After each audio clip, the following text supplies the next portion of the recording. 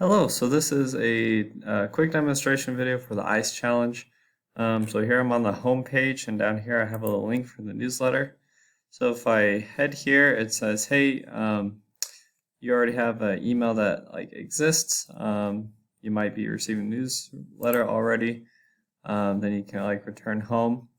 If I log out, if I wasn't a normal user, then I can go here. Oh, my bad. I can go here and sign up for the form.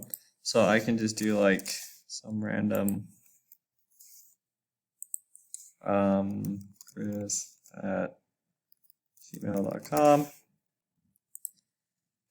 And it'll be like, thanks for registering, and you get to go back. And if you check the little newsletter, then it adds them right there to the form.